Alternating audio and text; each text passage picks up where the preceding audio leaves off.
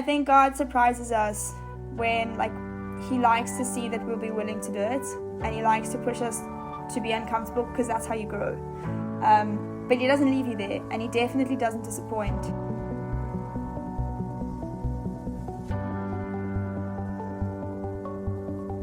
All right, what's up, guys? Welcome back to episode 86, I believe, and we're here with a very, well, I wouldn't say she's a guest, the one and only employee of Firestarters,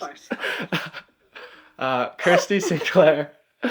You're in South Africa, as people probably know, but Kirsty runs the whole back end of this whole operation with all the social media and all sorts of stuff I don't even know about, which kind of shows to how well of a manager I am. But, yeah.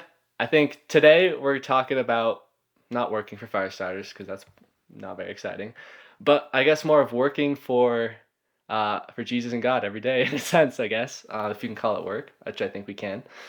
And Kirsty, just kind of as a preface, it's always impressed me and encouraged me on how you live your life as far as sharing kind of Jesus wherever you are, whether it's through actually talking about him or just through your actions.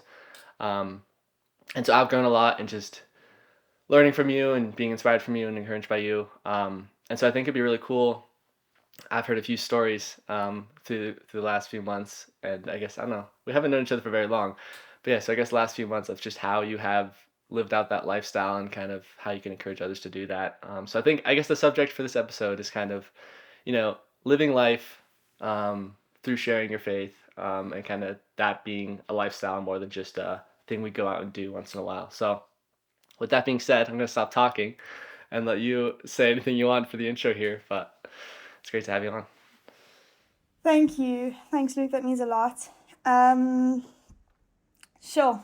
I'll start off by saying it has not always been easy, and I definitely don't get it right a lot. I've been having a lot of fun with it, actually, and I've been really encouraged the last couple months, years.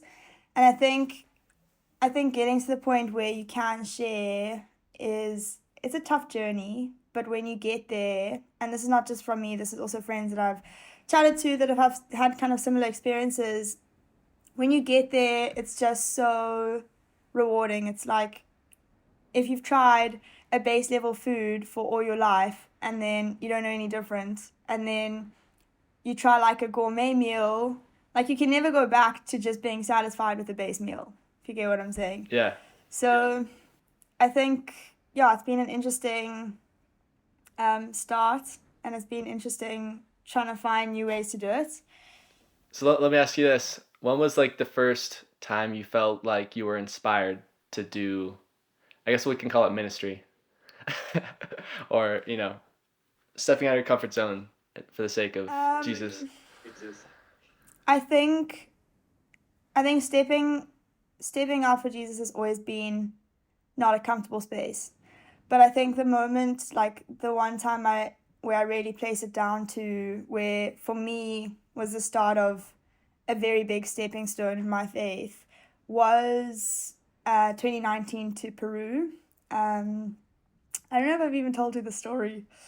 You told me parts of it, but before you told me, you're like, it's going to take a few hours to explain this, so let's not do it now. Get ready for 4 more episodes, let's go!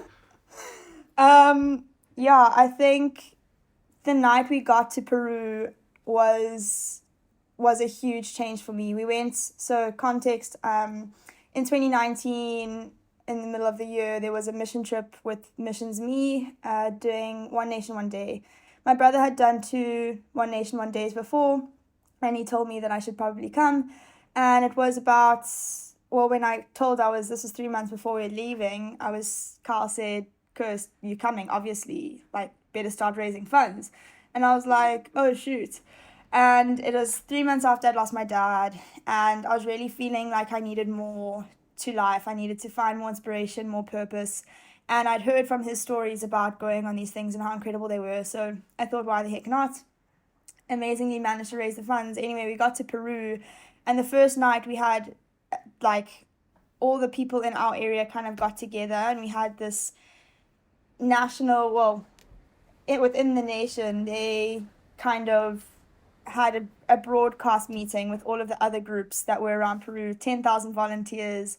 And I had a couple of people coming up to me, strangers, completely not related to each other, and saying words over my life that were, at first I didn't really take much notice, and then it was getting a little bit hectic because it was a repetitive thing, and people were speaking words of my life that were kind of aligning, and it almost seemed too big for me. I was I've prayed into spiritual gifts often, and I really think I've found some of my spiritual gifts that I've been using and trying, and the things that people are saying of my life doesn't seem it almost seems too much for me. But that's what it is in faith, is that the things we're allowed to do, the things that God allows for us to do, they are too big for us, and that's the point, is that we don't do it in our own strength. And anyway, I think that was the moment where I realized this actually can't be within my own, comfort zone or within my own power. And if this is God's will, I just said, Jesus, if this is what you want, you got to make it known to me. I'm not going to take people's words for what they are, but I am listening, and if it is what you want. And so the next day I kind of went out, and it was easy being in a place you don't know, because you don't really know the language, and then it's really just okay, let go, let God, because there's nothing I can do. If anything goes wrong, I'm not going to see these people again, so it doesn't matter. I'm going home in a couple weeks. So I think that was a good space for me to try for the first time. And it was at that trip where I saw God work in ways that I just couldn't deny, and that was life-changing. Since then, I haven't been able to look at life or missionary or ministry the same. Yeah, and I think that's really cool. You touched on the whole, it is too big for us to fully understand and grasp, and I think there's two reactions you can have to that, and we see it all the time. Is one, you can just surrender yourself and dive into it in a sense, and be jump into this crazy river of seeing what's going to happen. Or a lot of people just kind of, they taste it and they get scared and they continue living their life like it's not a reality. And so kind of choosing which reality to live in. And there's only one true reality, and there's one that we deceive ourselves with, because it is scary, and humans love control. And I talk about this all the time, but it's essentially stepping out of your comfort zone, the step of faith, and something you don't understand, which is scary, but amazing. Is there some stories you want to tell specifically, from Peru, as far as what happened there or what you saw? Well, I came back from Peru, and I found myself reciting everything that had happened to my family and my friends. And as I was speaking, I really struggled to believe the words I was saying myself. And that's really kind of setting the tone of how much God worked. And so I think, faith is a challenging thing, because it says by faith, not sight. Well, I mean, blessed are those who believe without seeing. Maybe goes kind of along with what you're saying. Yeah, that's what I was going for. But I think, so the last day, we saw miracles happening from the day, our first day there, from going out with a small group. And that was really helpful, not being completely alone, as you have having a friend to do it with, or people that believe in the same thing. It's almost it just backs you up, and it's actually, if somebody else doesn't believe, it's okay, because I am not in this alone, and everyone's entitled to believe what they want. It doesn't mean I can't share what I believe, just like someone else can't share what they believe, but I'm passionate about what I believe in, and this is why. And seeing him work in ways beyond us, which is, I think, really unique to our faith. But the first day, going out, we saw an old lady. We were just walking on the streets, kind of telling people that there was free medical attention available, and a bunch of resources that people could come and people to chat to if they wanted to come find out more. And we went to this one lady in the street who was limping, and we kind of asked if we could pray over her. And while we were praying, there were more people that were coming and kind of asking as soon as we had finished praying for her, and she was healed. Straight after that, we had people chasing after us saying, do it for me as well. And it's just incredible. It's how you do something that's scary and you step out and you like, it's completely out of your control. And then God works more than what you can do. And we don't have to do the work. Other people saw that. Other people came running after. Other people were asking. And it's just taking that initial step, which then he, like, I think he really respects and rewards beyond what we can. And so with that, he's like, you've been faithful, you've been obedient, and like, now I'm going to show you kind of what I can do. But that was pretty much the whole of Peru. That's awesome. And you touched kind of like on doing it not by yourself, but with others, which I think is definitely really helpful. And that's something that when we first met, I think was one of the cool things about our friendship is we were able to do that. But I guess it's like we all have different gifts, all we have different like strengths. Um, and that is kind of what makes up the body. So would you say you have like a certain strength that others don't, and how you bounce off like that each other? How do you put like a team together that's like effective? I think just in being okay with having different strengths. Like God gives everyone gifts for a reason, and that's usually aligned with the desires he places on your heart and your passions and your talents. And he doesn't, like, he's not going to take you away from something that you're good at and something you enjoy to make you do something you don't like doing. Like, he's going to use your strengths, and he puts them in there for a reason. And just like, maybe my strength is going and chatting to strangers or random people, and your strength is the knowledge. Like, you can't share your knowledge if you don't step out, but I can't share knowledge, like, I can't speak to people if I don't have the knowledge. And so just using whatever he equips you with, like, it doesn't matter who comes along your path, everyone has different parts and you can all play together and learn from each other. It's that constant strengthening of different muscles and being able to use your like strong muscles to strengthen others, just like that verse, iron sharpens iron. Yeah. All right. Well, I guess we kind of covered your first intro to all that. I mean, this being 3 months after like a pretty tragic event, I don't know, did it feel normal to do that, or did it feel pretty weird to automatically already be doing stuff like that? I mean, I feel like, was there any questioning God or looking for answers in that time? I think so my grief journey, I the moment I wasn't at home when I heard about my dad dying, and the moment I did hear was from a phone call with my brother. I think that was the first time I experienced a physical presence of the Holy Spirit with me. And like, I was literally sitting outside alone. No one else had known like what the conversation on the phone had just held. And as I was praying, as I was on the phone, I actually mentioned this in one of our short reel things. I said a prayer a year before. And that prayer was that I would go through something so incredibly difficult that I would have no choice but to lean on God to get through it.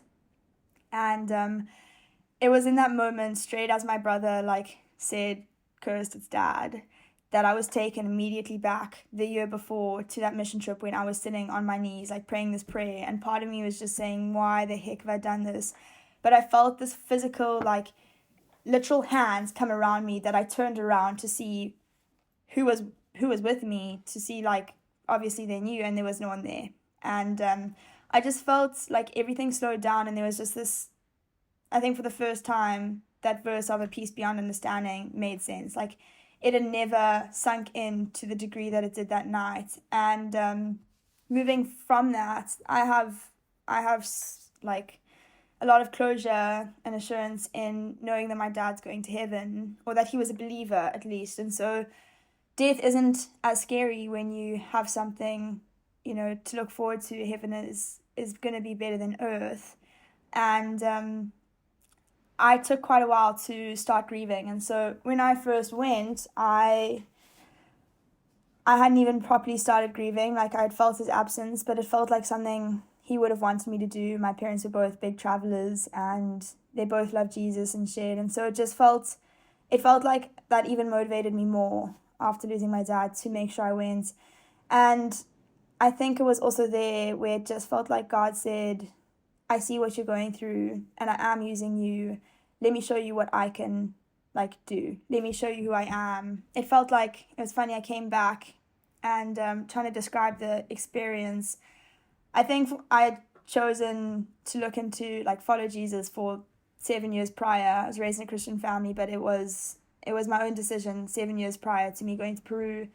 And I thought I knew Jesus pretty well, and I went to Peru, and I came back, and it was like, I just met Jesus for the first time. And that for me was just like, when you know how much there is to know, you know how little you know.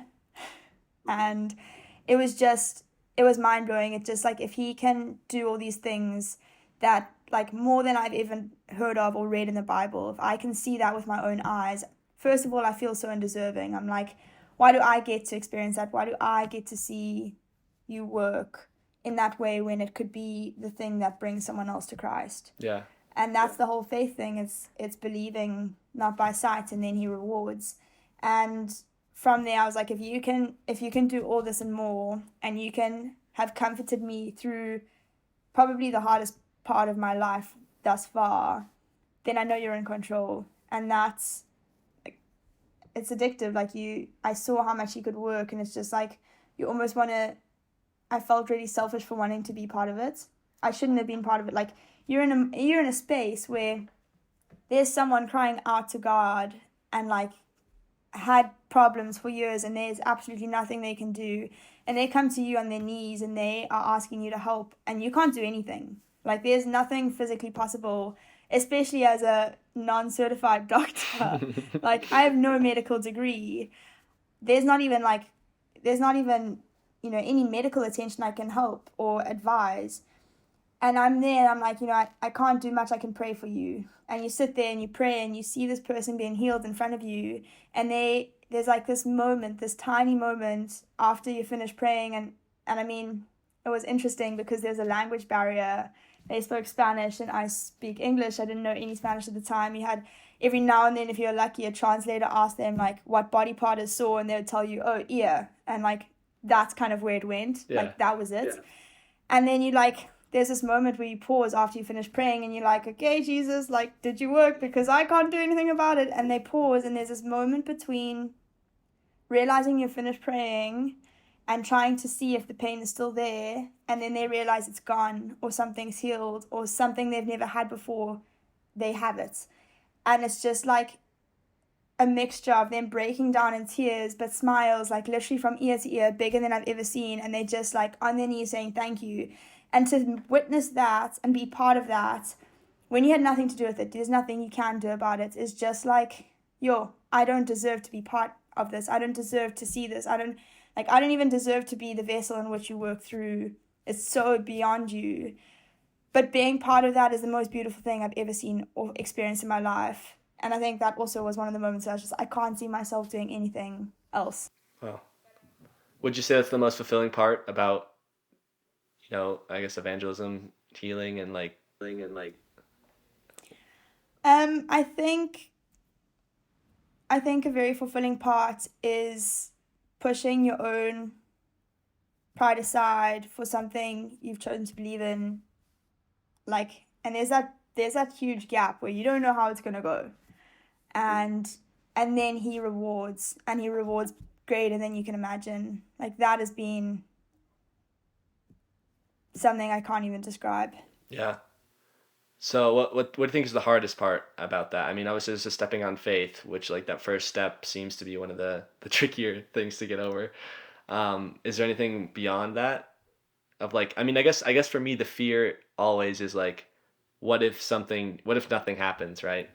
Like, that is the fear, and it almost feels like it'd be letting God down if something doesn't happen because maybe I didn't have enough faith. Like, what would you say to that? I think that is a large fear that a lot of people have, and definitely something I've had. But I think it does come down to a pride thing. We worry about what others think of us, or what I think of myself, what I think others will think, beyond what really matters. And so often we don't step out because it's, they're going to look at me funny, or what if I don't say it right, or what if nothing happens? But really, God isn't asking us to do the work. He's asking us to be obedient. And he's saying, like, you be obedient and you trust me with the work. And Yeah. And there's a huge release in that. It's when you come to realize that there's no shame or fear in not having things work out, because it's not on you. If you can't take credit for the big things that happen, you shouldn't take credit for the things that don't happen either. Yeah. So I guess what's the hardest thing for you? Um, Is it always the same thing or is it different too? Because I feel like in different situations it might be different things, but yeah, I think it definitely differs. I, strangely enough, and maybe it was because of my experience, the intro of seeing God work, I find it really challenging to share or step out in faith with people I know that are close to me, especially if they don't know Jesus. Like, if they know Jesus, it's fine. But it's that hard line of, I don't want to seem pushy. I don't want to be a Bible basher. I don't want to make them uncomfortable. But at the same time, like, this is eternal life or eternal death right here. yeah. If I die tomorrow and I haven't told my best friend who's sitting, like, in the room next to me how much this means to me, and one day if we get to heaven and hell and she's looking up at me and she says, why didn't you tell me? Like, I'm accountable. I'm responsible. And I think that's something I really struggle with is every time I don't take an opportunity, or every time I let my own fears or pride overcome, like, God's will or God's work or his, like, prompting, that's the time I'm going to have to be accountable for in heaven. Yeah.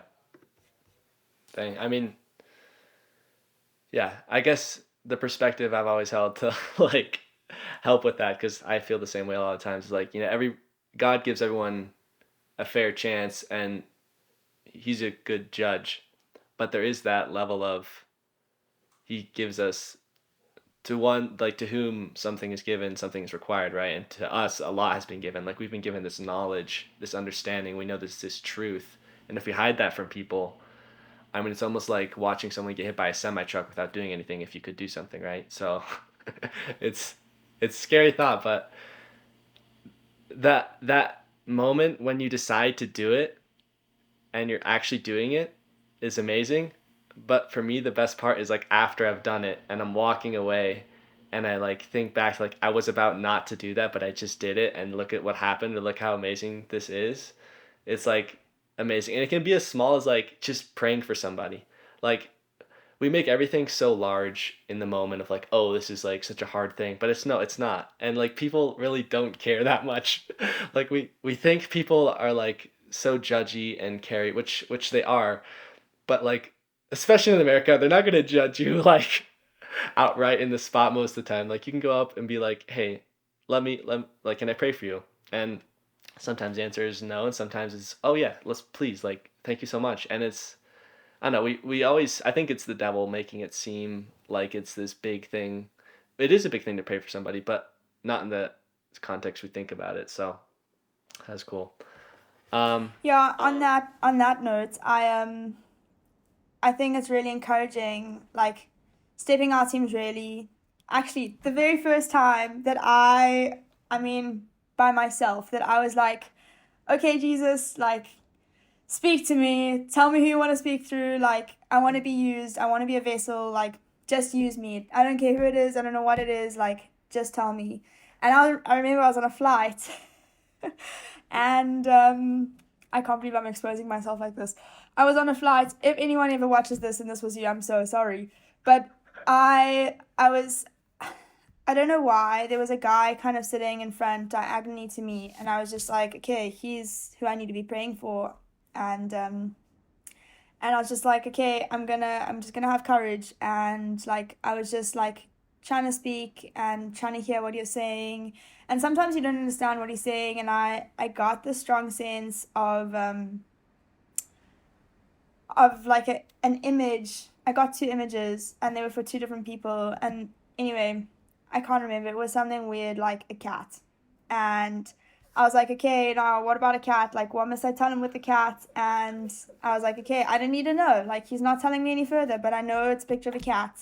And so I go to him after the flight. We're walking off. We're on our way to fetch our bags. And I was like, I'm so sorry. This is really strange, but do you have a cat? And he turns to me and he says, nope. I was like, cool, well, do you want a cat? And he's like, no thanks. And I'm like, oh no, I'm not offering. But I was like, okay, cool, I'm so sorry, wrong person. And I was just like, oh my word, like, I didn't have anything more than that. And for me, that seemed like a fail. It was like, I thought I was being courageous. I thought I was being obedient. I was stepping out in faith. I went to the guy and it was just like shut down. And then he was like constantly looking at me like, avoid the weird cat lady. And I'm like, I don't even really like cats, I'm telling you. But um, I think that's what's so funny about him is that I don't know what happened after that. I don't know if if God did use that in some strange way about a cat, but I don't need to, because when you want to be used, it's not about your own, like, it's not about what you get out of it. And it's not about what you say, it's about how God uses it through that. And so maybe, I don't know, maybe he was driving home and he just missed a cat and ends up taking it home and it's the best friend of his life. I don't know. I'd like to think that.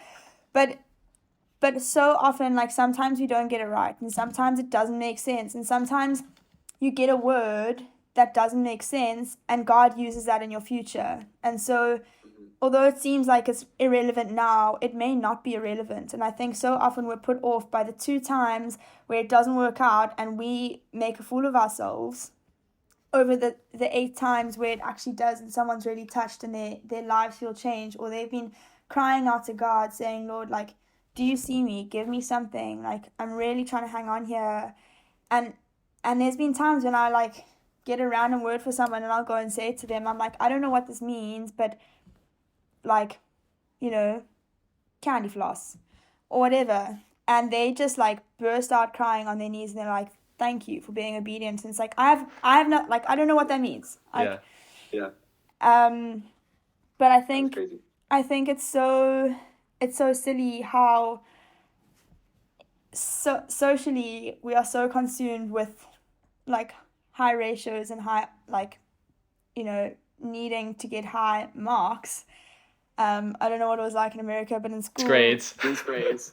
yeah, Not in Americans. school there was always like, there was such a thing about who got an A, which here is 80%, and if you look at it, like, pretty much 80% of the time, God's going to use you to say something, or going to use what you have to say, your obedience, in someone's life. We don't always see it. And maybe 20% of the time, it doesn't work out to what we see. That's 80% of the time we are, like, getting God through to people. And we still choose to let our fear run those odds over us. Yeah. Kind of going back to what you're saying of, like, seeing images or words for people. That's definitely a scary thing to step into, because you can definitely, it seems like you're making a fool out of yourself, but when it like works, it's pretty insane. One time I can remember that someone did that to me. I think I was like 15 or so, and we were on a mission trip, and this random man comes up to me and it's just like, hey, I just want you to know that I think God's telling me, I see an image of a big, slow, steady wave. And I'm like, cool. And I've just been, like, going through life, and I always think back on that. And I'm not exactly sure what it means, but it is a very cool, just, like, thing to visualize sometimes. But I think we also have to be careful to not go up to people and be like, I know God told me this, because sometimes we are confused or we don't have the exact thing. And anytime we say we're talking on God's behalf is a pretty bold move.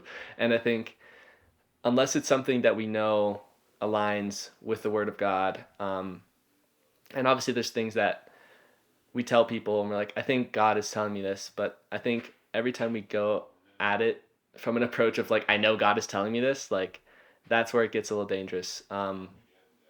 So I think just keeping that safe balance of being like, hey, I think I heard this, and yeah, that's really And cool. I think that actually people get that so wrong, that actually is another fear, is saying the wrong thing. But there should be, like, especially within a circle of believers, whether you know them or not, God says, like, test every word, because the devil also speaks and he tries to, like, wangle his words in through people you can't always trust. And so he doesn't say, like, he says don't trust what everyone says, but, like, it says to be obedient, to give a word, and to then take the word to God and test it. Yeah. And there's that's a safety net. Like, if I have a word for someone, I'm not going to hold it back in case of, like, that's a freeing and like life-changing, breaking moment that God's letting me be part of. But I don't have to fear, because if it's not, like, God's also in control. If that person is obedient and also like taking it and saying, okay, Lord, like, someone's spoken this over my life, is this what you mean? And like, reveal to me what you mean. And that was the same as that night when I was told in Peru, like, you know, people were speaking over my life, and I was like, okay, Lord, like, if this is you, show me, like, make it known to me so that I can step into it how you want. Yeah.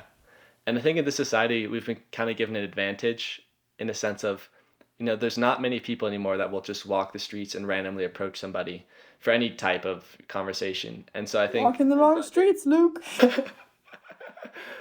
at least where I live, because you know people are always on their phones, they got their earbuds in, they're kind of living their own lives.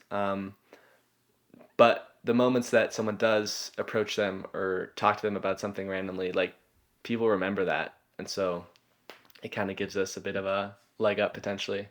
Whereas in the old days, I feel like it just had to happen for anything, so maybe it wasn't as memorable. I don't know. Um, Anyways, we have a few, like, we asked on Instagram a while ago on kind of like people's biggest fears, people's biggest, I guess, challenges of sharing their faith, or living it in front of people, certain people. So should we start going through some of those and just talking through some of those? Yeah, those are fun. All right, let's see. Which one do you want to start with? I'll let you decide. I'm a woman. JK, each time I have a convo sharing my faith, people usually mock. Usually what? People usually mock. Oh, I thought you said Mark. I'm like, what? I mean, the only mocking I've encountered, and maybe it's because I'm not sharing in enough places, but it's just like people calling you like the good Christian boy, or like, kind of like laughing when you don't do certain things, like, you know, they're hitting a joint or something, and mostly you say no, or, or drinking and stuff like that. Um, but I mean, have you ever encountered like true, like, I guess, people ganging up on you and like laughing at you for your faith? Yeah, a lot, actually. Yeah, I went to a school in a period where social awareness was becoming a really big thing, and I think it was really good. But I had a couple of people in my grade and in my school who, I don't know if they didn't have good experiences with Christians or didn't believe it, or for whatever reason, they didn't agree with it. And I was one of the more secure in my faith believers. I was probably one of the only people, actually one of the few people that spoke openly and had a faith openly. And I was challenged a lot of times. I was like, they would come with like mockery or challenges or questions that they didn't want the answers to. It was just kind of to put me in my place. And that was really tough, especially in high school, where, you know, social status was quite a big thing. It was really challenging to be singled out and to be like, I don't know, just challenged in ways that you feel beyond you. And I don't know the answers to everything, but that wasn't enough. And it was like such hectic things, like, how can you follow the thing that started slavery? And I'm like, well, people started slavery from misusing the thing. That isn't the case. Like, that is not God's heart. That is not what I believe either. But they don't want to know that. It's just like, but I think something really encouraging is reading Job and reading back into the red letters, like reading Jesus's words and his story in the gospel. Like, we're following a God who got mockery beyond what it was worth, and he got like shamed, and he got like, it doesn't say we're never gonna go through these challenges. It says we are gonna go through these challenges. That is a side effect of having a faith, but that is like, the reward is eternal life. And so either you're choosing to follow this because you believe it, in which case you take the ups with the downs. Like, there are people I share. I remember walking in Aspen with you, and you wanted to like try pray for someone, and you went up to that guy who was walking to ski, and you're like, hey, I was just wondering if I can pray with you. And he turned around and he's like, what? And he was like, rude word, no. He was like, hell no, and carried on walking. And it was like, you know, you stepped out in faith and God saw that, and you're not always going to win. But what is the real win here? I think you touched on something too, which is people fearing they don't have enough knowledge or enough understanding to share their faith, which I think is one of the big ones. And like even me, like being born into a Christian family, literally watching Jesus cartoons for the whole my whole life, and like you know being surrounded by a lot of biblical What accounts was and that fruit thing? the what? That fruit thing. That fruit Bible verse thingies. What did you watch as a kid? Oh, That just VeggieTales. shouldn't have existed? Veggie. What do you mean you're gonna offend so many people just saying that? Please say in the comments if you've ever heard of that before, because I don't think anyone has. It's just a South African thing. They didn't know how to raise their children correctly. That's Are we comparing? anyways. Yeah, I was surrounded by a lot of VeggieTales, and even I am scared sometimes of approaching someone, especially people that have like higher. I don't want to say IQs, but just they know how to talk and aren't just like dumbfounded by something you would say. Um, and I think that's a big misconception of like the more you do it too, the more you understand like people really don't know what they believe and they don't haven't even looked into it. And so I think a big thing too, obviously, when you're talking to people about Jesus, People not are lazy also. They don't want to face that. It's a scary thought and they just would rather not, you know. exactly. And so when you bring it up to them, like they're kind of like they don't have much ground to stand on usually, unless they have gone through something traumatic or they've been in the church and they knew everything and something happened and that's why they left. Um, but like people are open to listening, and I think the big thing is just asking them questions to kind of start revealing their own heart to themselves, because a lot of times they don't even know what they believe. So um, I guess that going back to the whole knowing much, like all you really need to know is, look, I found this thing and it changed my life. Like that's enough to go and share it. Obviously, knowing apologetics and knowing the Word of God is not going to do you harm. Um, but being able to just like genuinely live it and share it is more powerful than you knowing the facts and knowing the wisdom behind all of it. Um, and I think yeah, I mean, there's no excuse to not go share it because you don't know the Bible inside and out and have the whole thing memorized. Um, so, Yeah, there were two comments here. I feel like I won't have the answers to their questions.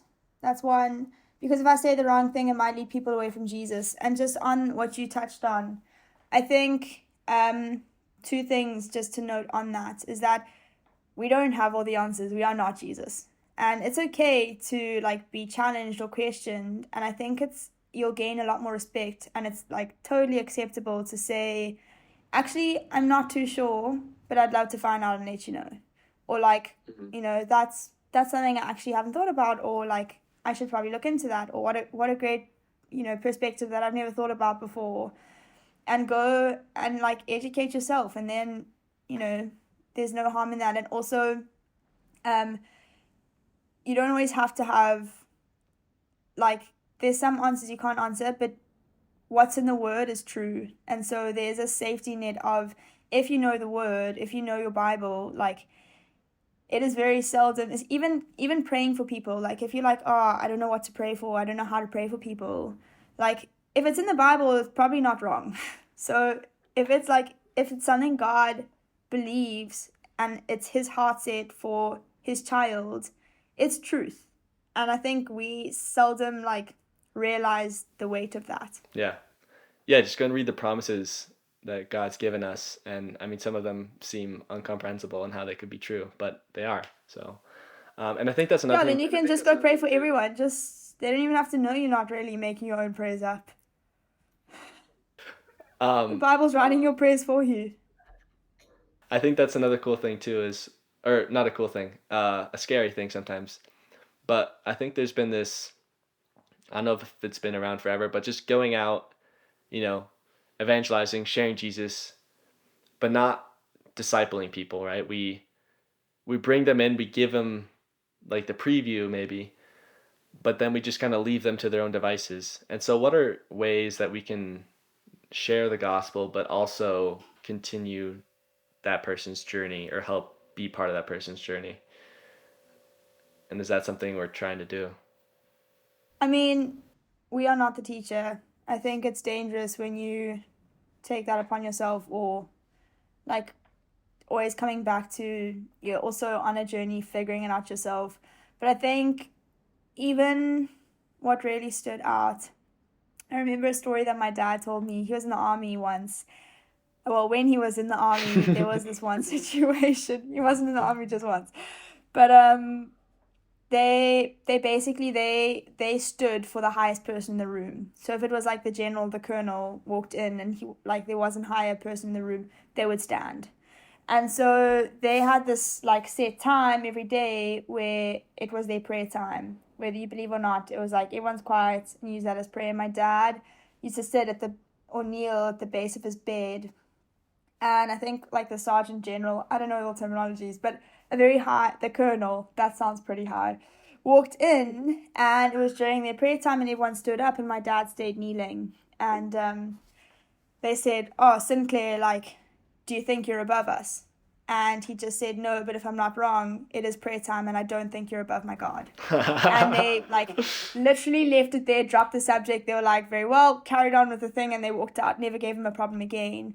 And it was through that, like, he didn't have to go and tell everyone about Jesus, but it was just him being faithful in the small things that a couple years later, someone that he really like had a hard time with in the army reached out to him, and he was just like, "Hey Miles, like, I just wanted to say thank you. Like, the way you acted when I was with you, I was never nice to you, but the way you acted was different and it made me look into Christianity, and I just wanted to let you know that I'm saved."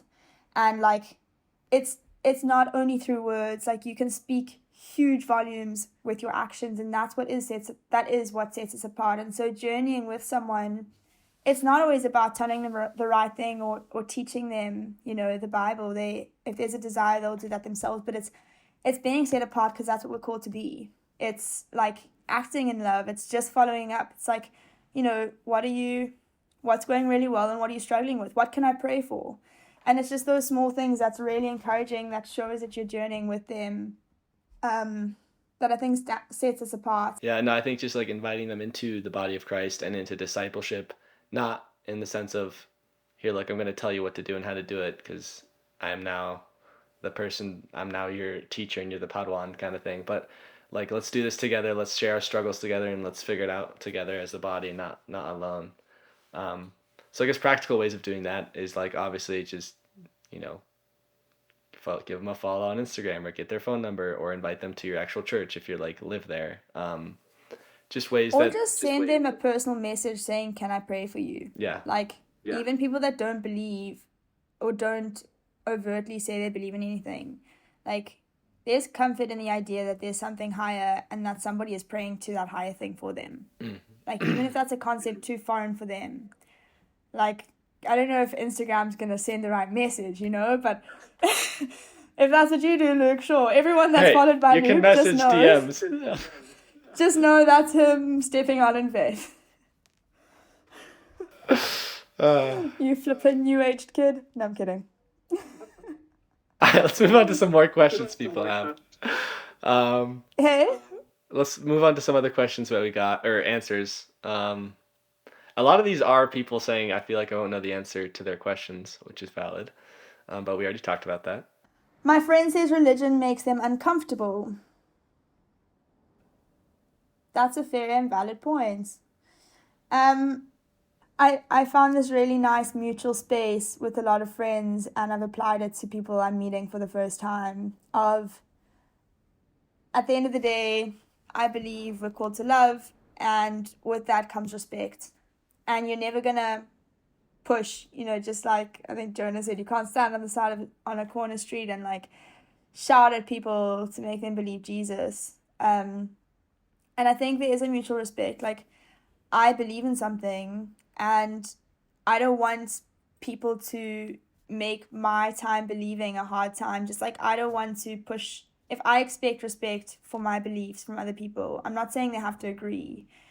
I'm going to also respect theirs. And so I'm not, there's this really, I've got quite a vast range of friends with multiple different beliefs, and I speak about my faith fairly openly, but it's never in a way that makes them uncomfortable, because they know that I'm not forcing it on them. I don't expect them the same. I'm trusting that one day like they'll see something different in me than what they see in other people. But it should be a respect thing. It's I respect that they have other beliefs or choose not to believe, and I hope that they return the respect to me with my belief. Yeah.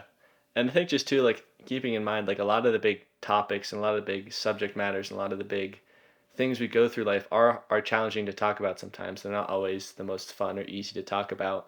And faith being kind of, I mean, obviously the biggest from our perspective. Predestination. I think that's a And pretty big one. I think there's also a pressure that people think they have to have this person say the sinner's prayer and then they're good, or they have to make them, say something or do something. But really, the goal is not really for them to say the sinner's prayer so that they're saved. The goal is to just, like you're saying, live out our lives like we know we should, being a good example and letting them decide. It's not something we want to force on someone. It's not something we're responsible to make someone say. That's God's job. Our job is just to be the light, to be the means by which they see Jesus, reflected in us.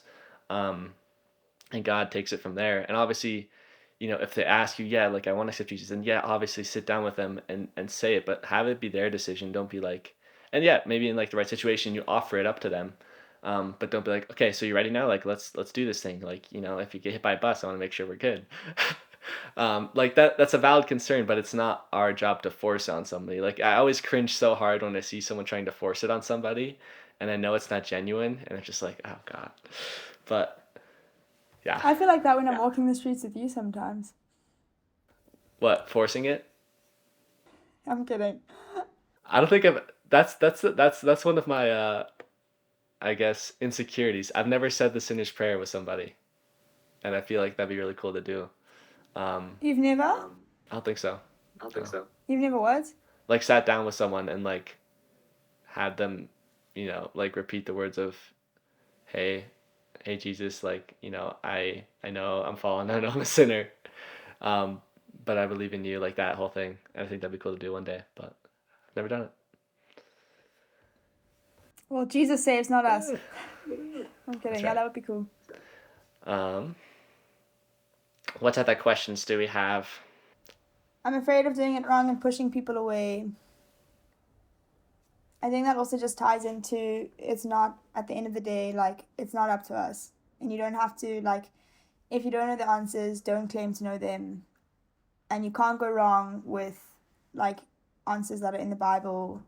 But also, it's not up to us, it's up to God. Yeah, and every time you give answers from the Bible, too, just be mindful of the context it's in and the culture it was spoken in.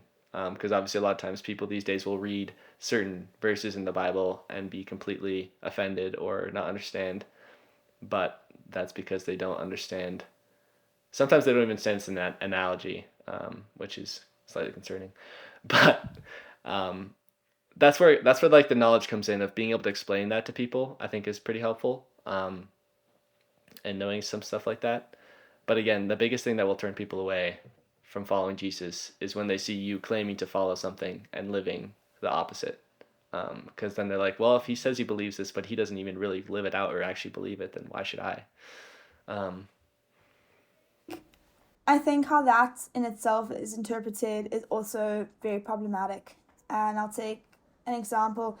Actually, it relates to this one question. It says, since I'm not really in a church, nor been a Christian for that long, I feel like I might say things that aren't true, or I won't know the answers and I might bring them further away from God because my life doesn't reflect Jesus that well and it feels wrong doing it.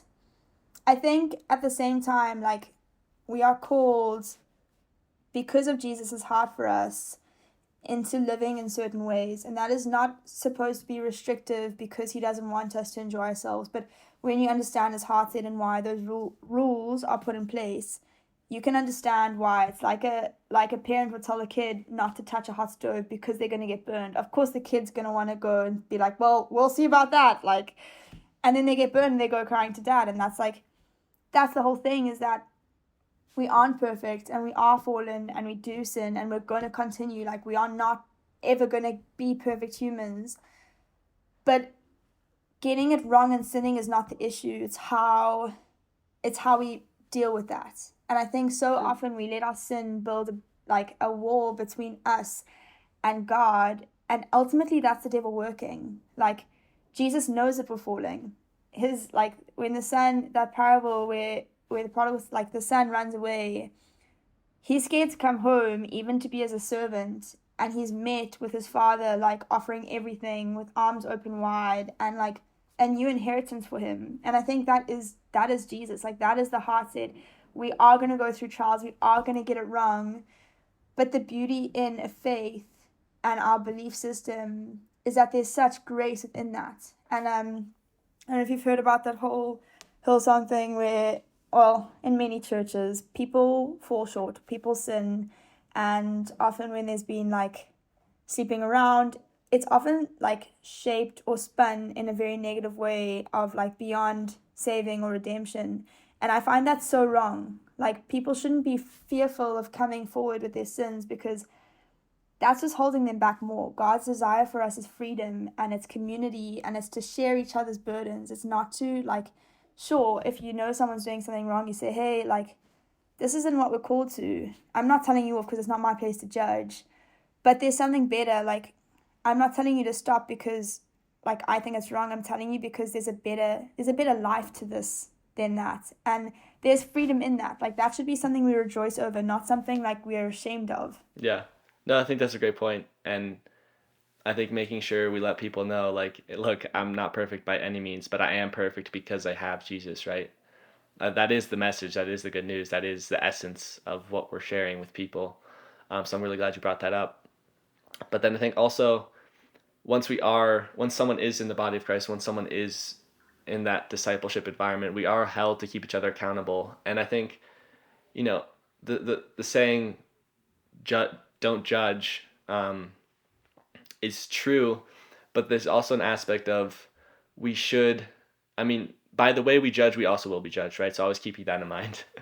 But keeping each other accountable is so huge, as far as like, look, when I see someone in the streets doing something completely, blaspheming God and doing something terrible, I'm not going to go up to them and be like, hey there, man, you really shouldn't be doing that because of this. Like, the way I'm going to approach that situation is going to be a lot different than I'd approach it if I knew that person was an actual believer, right? So it's knowing someone's knowledge and knowing someone, like, what they have and what they've been given, and keeping them accountable to, look, you know the truth, like, why are you acting this way?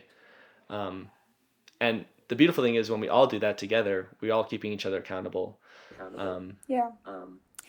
I agree with that. I think it's just how we do it. I think we often put a human spin on it, and we see something as wrong, and maybe things are, but it's not wrong because they're written as wrong. It's wrong because God's hurting when he sees us do things that hurt us.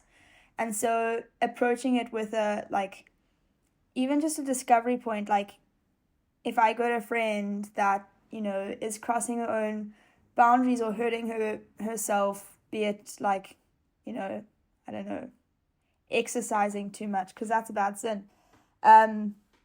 Whatever you're doing, that was supposed to be a joke.